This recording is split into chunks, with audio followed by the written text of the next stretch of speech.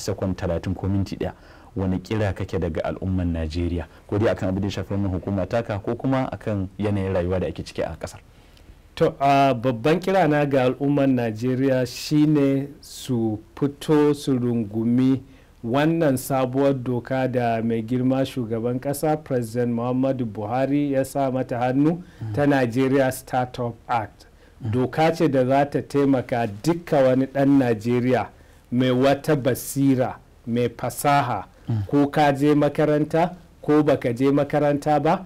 Dokar nan ta ba da dama gwamnati ta ɗauko ka ta taimaka ma ka yi developing wannan fasahar taka domin ka sami sana'a ko kuma ka kirkiro kamfaninka inda kai ma za ka taimaka wa wasu su samu aikin yi, saboda yanzu a duniya ga baki daya harkar fasahar zamani ita tafi kowace harka samarwa ƙasa da mutane kudaden shiga.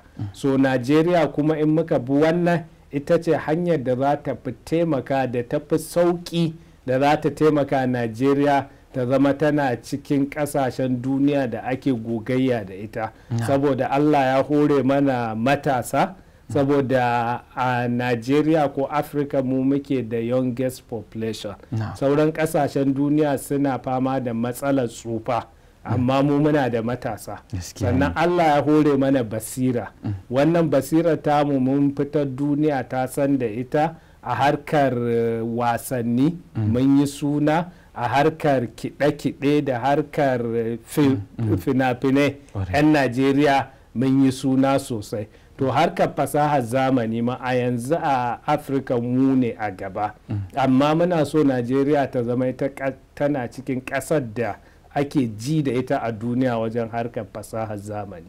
To shi wannan Startup Act da mai girma shugaban ƙasa ya samar hannu zai taimaka 'yan Najeriya su zama ana gwagwarmaya da su a duniya ta harkar fasahar zamani.